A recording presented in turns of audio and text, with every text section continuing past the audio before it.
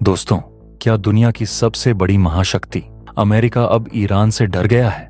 जिस super power के नाम से देश कांपते थे, आज वो अपने ही जहाजों को ईरान की सीमा से दूर रहने की सलाह क्यों दे रहा है? फारस की खाड़ी में एक ऐसा तूफान आया है जिसने पेंटागन के जनरलों की नींद उड़ा दी है। खबर आ रही है कि ईरान के आसमान में अमेरिका का वो अदृश्य लड़ाकू विमान जिसे कोई रडार पकड़ नहीं सकता, उसे ईरान ने घेर कर मारा है। जी हाँ, हम बात कर रहे हैं F-35 की। क्या वाकई ईरान ने अमेरिका के इस घमंड को चकनाचूर कर दिया है? एक तरफ इजराइल के प्रधानमंत्री बेंजामिन नेतन्याहू वॉशिंगटन पहुंचकर ट्रंप को जंग के लिए उकसा रहे हैं, तो दूसरी तरफ अमेरिका अपने कदम पीछे खींच रहा है।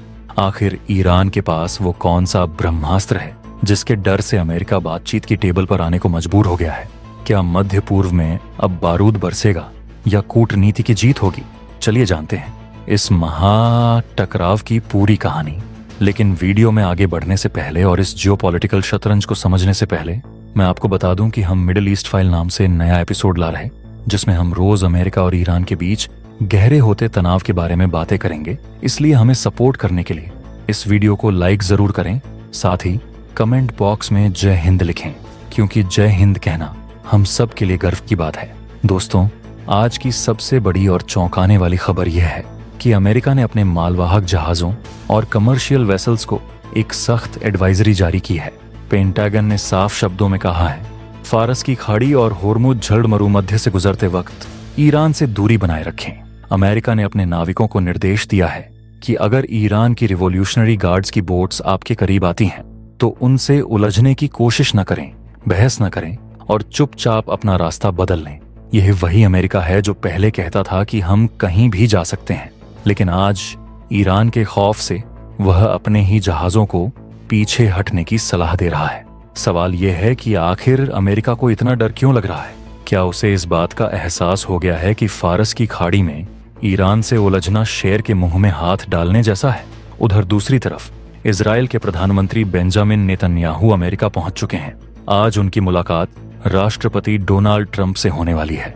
नेतन्याहू का एजेंडा बिल्कुल साफ है, वह अमेरिका को ईरान पर हमला करने के लिए मनाने आए हैं। इजराइल का मानना है कि यही सही वक्त है जब ईरान के परमाणु ठिकानों को नेस्तनाबूद कर दिया जाए। नेतन्याहू ट्रंप को समझाने की पूरी कोशिश करेंगे कि बातचीत का रास्ता छोड़ो और बारूद का रास्ता अपनाओ, लेकिन ईरान ने भी अमेरिका को पहले ही आगाह कर दिया है। तेहरान ने वॉशिंगटन को संदेश भेजा है कि नेतन्याहू की बातों में न आए, उनके बहकावे में आकर कोई गलत कदम न उठाएं, वरना अंजाम बहुत बुरा होगा। ईरान का यह सख्त लहजा बता रहा है कि वह किसी भी हमले का जवाब देने के लिए पूरी तरह तैयार है। अब उस खबर पर आते हैं जिसने पूरी दुनिया में सनसनी फैला दी है। 3-4 दिन पहले कुछ रिपोर्ट्स आई थीं कि ईरान ने अचानक अपने सभी एयरबेसेस खाली कर दिए थे और अपने लड़ाकू विमानों को सुरक्षित बंकरों में छिपा दिया था। इसी दौरान एक बहुत बड़ी खबर लीक होकर बाहर आई। दावा किया जा रहा है कि ईरान ने अमेरिका के सबसे उन्नत स्टील्थ फाइटर जेट F-35 को मार गिराया है। कुछ रिपोर्ट्स में तो यह भी कहा गया कि एक नहीं बल्कि 4 F-35 विमानों को निशाना बनाया गया। हालांकि अभी तक इसकी आधिकारिक पुष्टि नहीं हुई है, लेकिन अगर यह सच है तो यह अमेरिका के लिए अब तक का सबसे बड़ा झटका होगा। F-35 को अजेय माना जाता है और अगर ईरान की रडार और मिसाइल डिफेंस सिस्टम ने इसे डिटेक्ट करके मार गिराया है, तो इसका मतलब है कि ईरान के पास ऐसी तकनीक है जिसका अंदाजा अमेरिका को भी नहीं था। शायद यही वजह है कि ट्रंप अब बैकफुट पर नजर आ रहे हैं। ईरान सिर्फ धमकियां नहीं दे रहा, बल्कि जमीनी स्तर पर भी पूरी तैयारी कर रहा है। सैटेलाइट इमेजेस से खुलासा हुआ है कि ईरान ने अपने प्रमुख अल उदीद एयरबेस को मिट्टी के टीलों से ढक दिया है। यह एक रक्षात्मक कदम है ताकि अगर इजराइल या अमेरिका हवाई हमला करें तो उनके विमानों और मिसाइल सिस्टम को नुकसान न पहुंचे।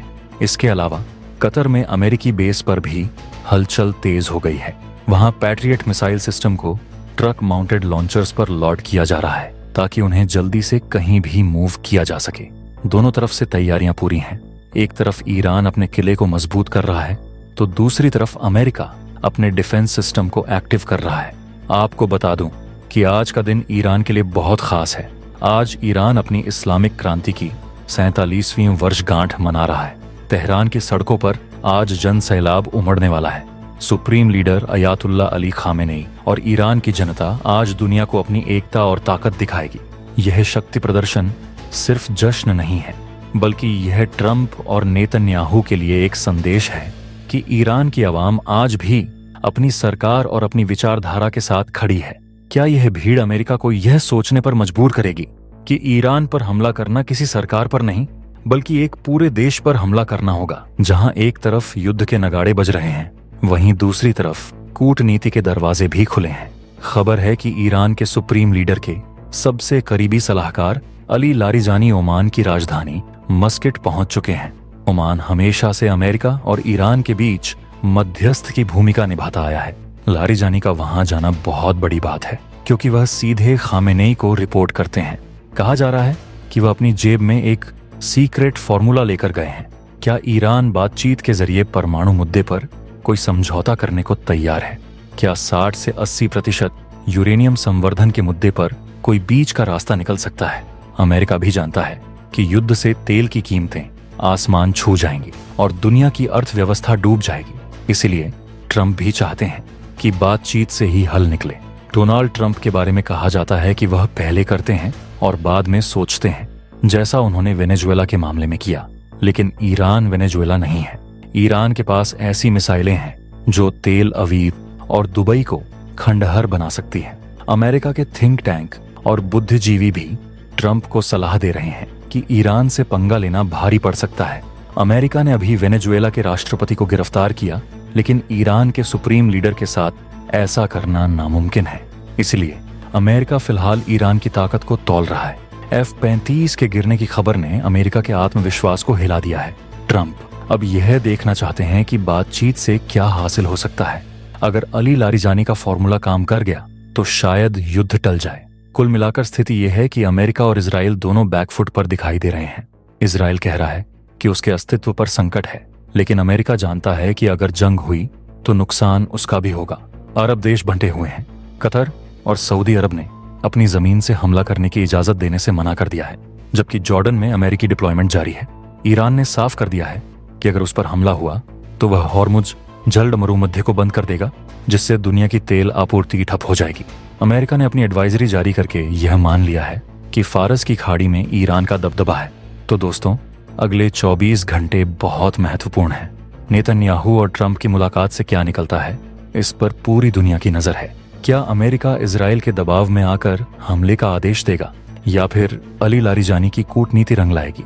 फिलहाल तो ईरान ने अमेरिका के F-35 को घेरने की खबर और अपनी तैयारियों से यह साबित कर दिया है कि वह झुकने वाला नहीं है। आपको क्या लगता है, क्या अमेरिका ईरान से डर गया है या यह सिर्फ एक रणनीतिक चाल है? अपनी राय कमेंट बॉक्स में जरूर बताएं। अगर आपको यह वीडियो और हमारा विश्लेषण पसंद आया हो तो इसे लाइक करें और अपने दोस्तों के साथ शेयर करें। देश और दुनिया की ऐसी ही ब्रेकिंग और इनसाइड स्टोरीज के लिए चैनल को सब्सक्राइब करना ना भूलें। मिलते हैं अगले वीडियो में। जय हिंद, जय भारत।